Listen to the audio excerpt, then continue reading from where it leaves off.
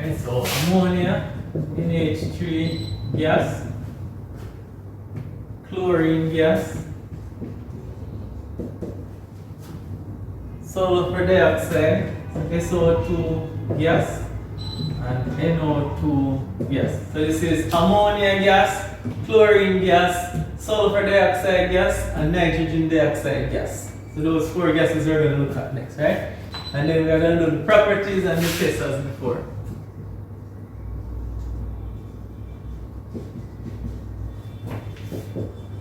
And then after that we explain the tests, just as before, for previous four, right? So, colorless, right? We have a pungent, meaning it smells so strong.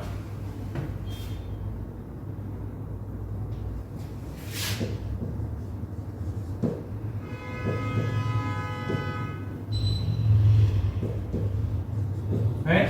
So if you should, in a room with ammonia gas coming out, it will actually affect you. Like it just smells so strong. Alright? Pungent, we call it. Alright?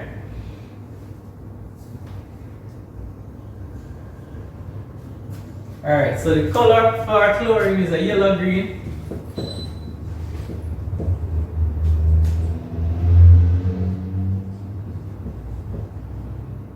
We have a choking, sharp choking odor, right?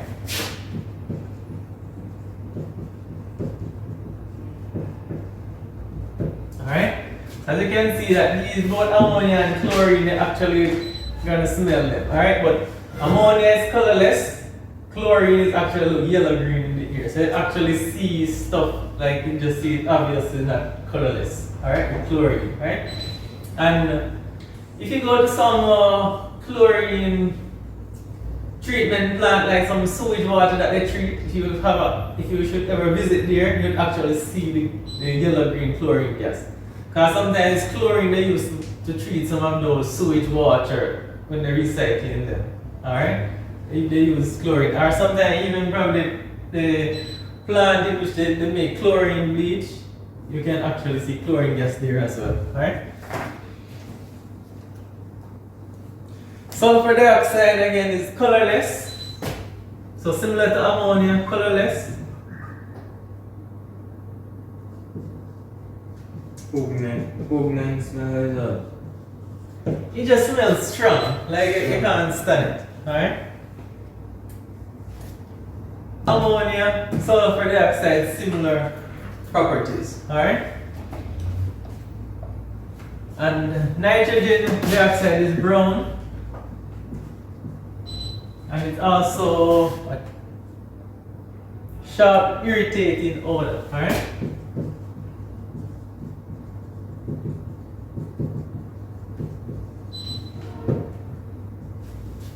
Alright? So the important thing to hear with these four gases, so unlike the previous four gases, which they were all colorless,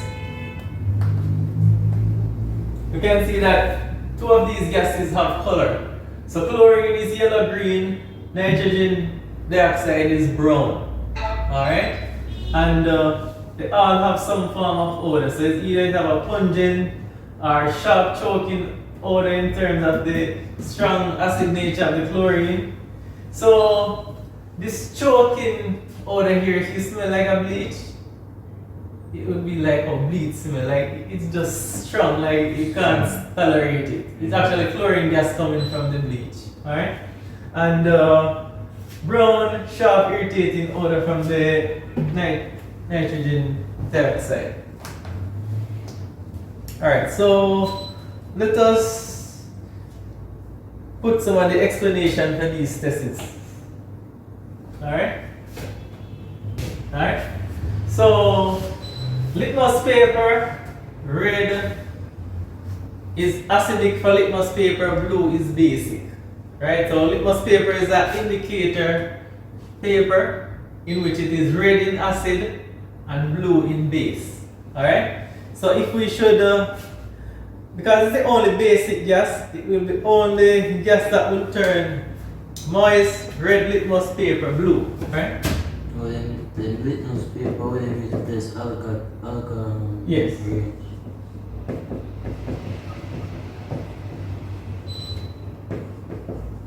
Right? The explanation for this, it's a basic gas, right? I remember that ammonia was the gas that were reacting the hydrogen chloride gas in the previous section, alright, to form that white fumes. So again, we could actually react the ammonia again with hydrogen chloride gas to identify the ammonia. So red litmus paper blue means it's a basic gas, so it's going to convert, it's going to form ammonium hydroxide on the paper when you touch it. That is why we have to actually wet the litmus paper to have some water there. Alright? So when it reacts with water, it's going to form ammonium hydroxide, which is basic. So if we don't wet the litmus paper, it's not going to change because it's not going to have enough water there to convert to ammonium hydroxide.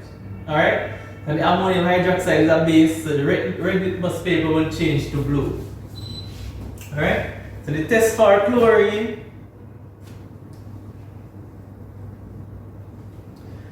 The chlorine is acidic, so it moist blue litmus paper turns red.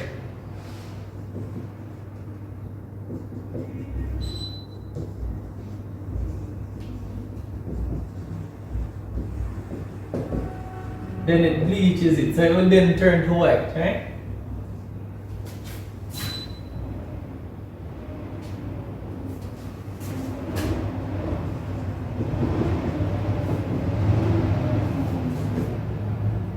Sulfur dioxide.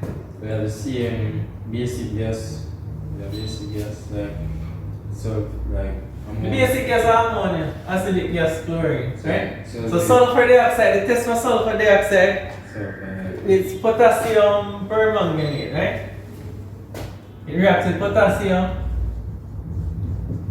It changes from purple.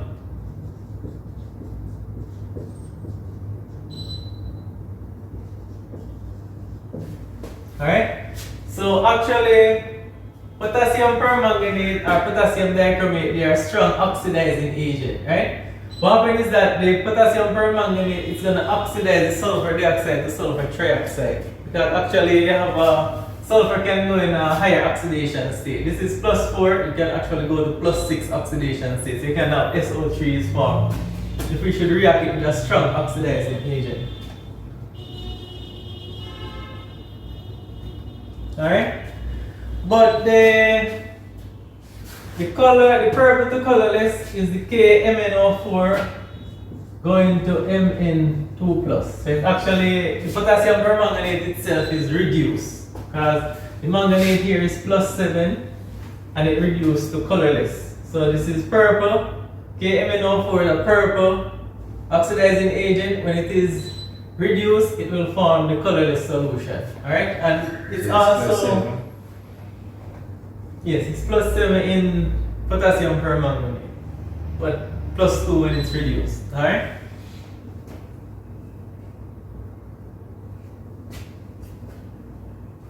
Alright?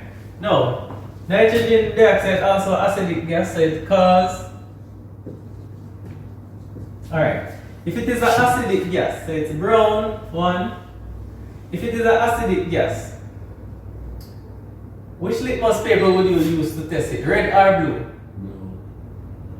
blue. Good. How would blue litmus paper turn to? Red. Good. Following Hardy? Good. Because it is an acidic gas, so it's going to cause moist blue litmus paper.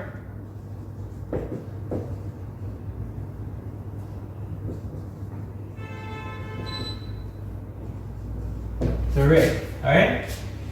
So in this case, it's a red. If we use red litmus paper in this case, it will just stay red, which wouldn't have any change occurring.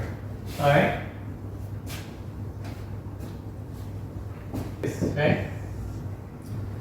So with the ammonia, with the red litmus paper, so it is NH3 gas plus H2O liquid, produce NH4OH AQ. This is basic. Or it's a base. Right? For the chlorine, Cl2 gas plus H2O liquid produce HCl plus HClO.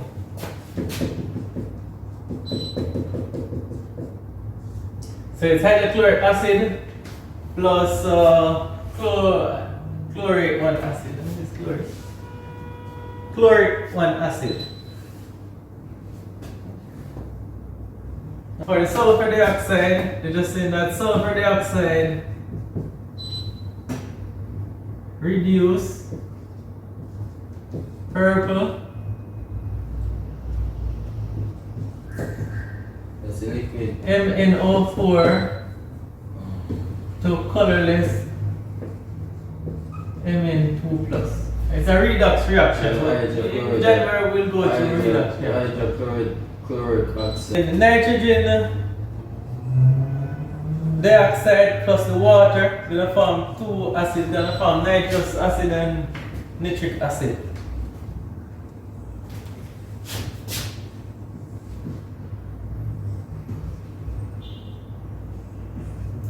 So this is acid. So that is why it would turn the blue litmus paper red. Alright, and this is base, it would turn the red to blue. Alright? Plus H2O liquid, it's a gas.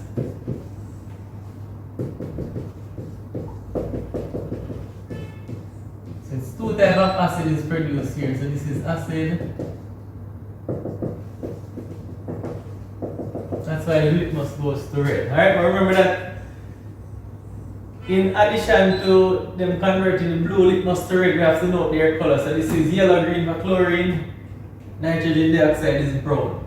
So it's not just when they convert the blue litmus red, it also has to do with the color as well. So it's both the color and the change in litmus paper that would have to use to distinguish between the chlorine and the nitrogen dioxide.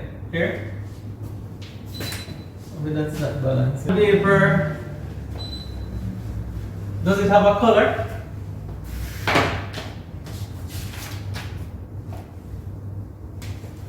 Doesn't I don't think it have a color. Good. It doesn't think IR, sir. Yes. It doesn't have a color. Hydrogen and oxygen don't have a Alright, so color. it is colorless. Does it have an odor? Two odorless.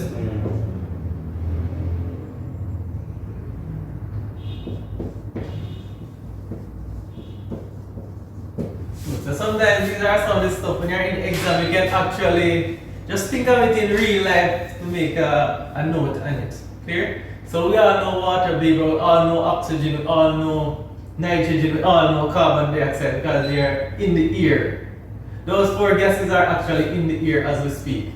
Oxygen, carbon dioxide, nitrogen, water vapor is in the air as we speak now. We're not smelling anything, we're not seeing anything. So know that they are colorless and odorless for those 4 for sure. Right? Now, so the test that I'm going to use here, because most likely in the exam if you should get this, you're the one that's probably going to state what you would use, is what we call it convert white copper sulfate, so it's copper 2 sulfate to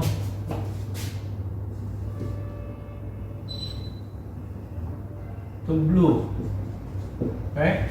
And what is formed here is that copper sulfate is one of those salts which have water of crystallization, right?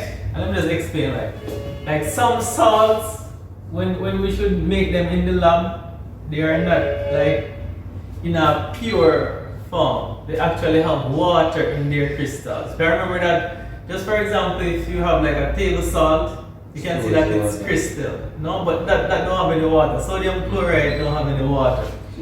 But some salt, like copper sulfate, it actually can crystallize with water and can crystallize without water. Alright? So if copper sulfate crystallizes without water, it's white, but it will convert it to blue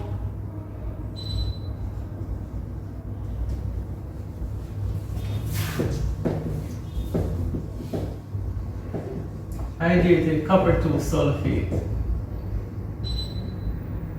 That 5H2O solid. So it is actually the 5 water here is water of crystallization. Alright? And then another test that I'm seeing in the book is anhydrous cobalt 2 chloride paper change from blue to pink with water. And again, it's just water of crystallization.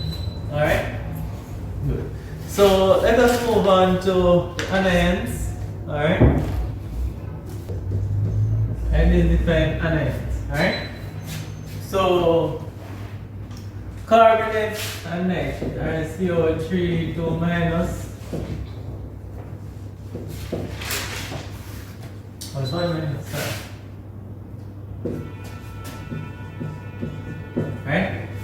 So I put nitrate here because, as you would have known, the nitrate for potassium and sodium reacts different. These two nitrate you put. Yeah. So these are the nitrates of potassium and sodium, and nitrates from calcium and below in the reactivity series. Remember reactivity series? Yeah. And below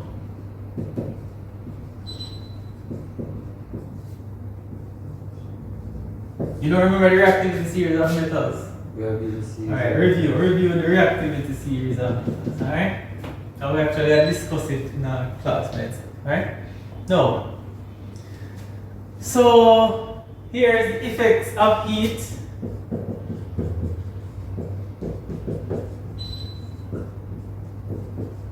And the solids of these anions.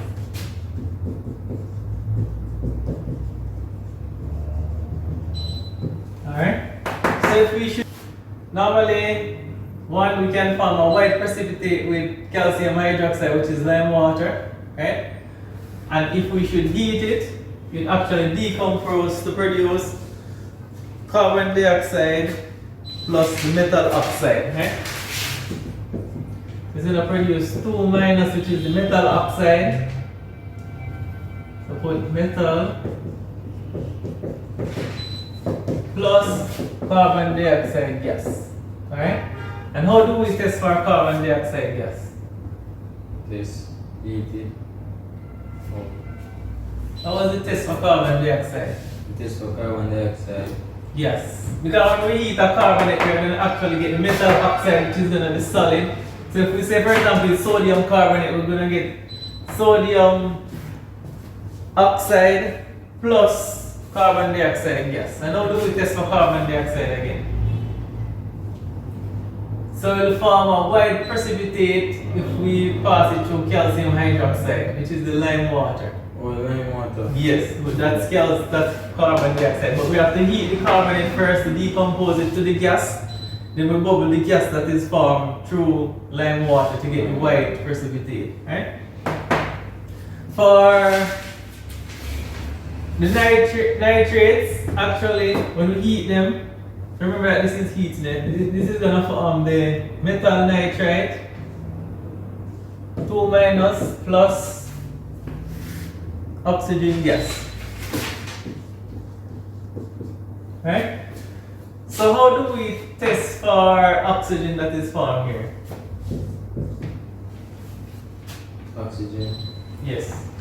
So if it's the nitrate, the potassium or sodium nitrate, we're actually just going to see a colorless gas being formed, which is oxygen, right? And it will relight a glowing splint because remember it supports combustion. Yes. Alright, you see why I had done the gases before? Yeah. Good. Alright? Now, for lower down in the reactivity series, you're actually going to form the oxide solid plus nitrogen dioxide gas plus oxygen gas. Right? So in addition to, so if it is calcium magnesium, aluminum, and those nitrate, when we heat them, you're going to see a brown gas being formed. But in addition to that brown gas, that will turn a blue litmus paper red.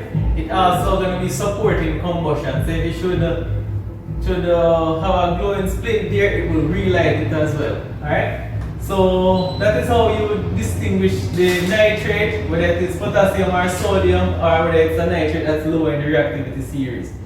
So just to note that in general with nitrates, you will see a brown gas with nitrates, except when it is sodium or potassium nitrate.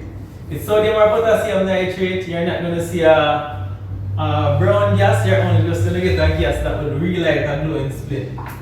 But for calcium, magnesium, copper, all those nitrates of group 2, group 3 and the transition metals, they will all form nitrogen dioxide plus oxygen. So you will both have a brown gas being formed plus a gas that will relight a glowing splint when you heat the carbonate and the nitrates.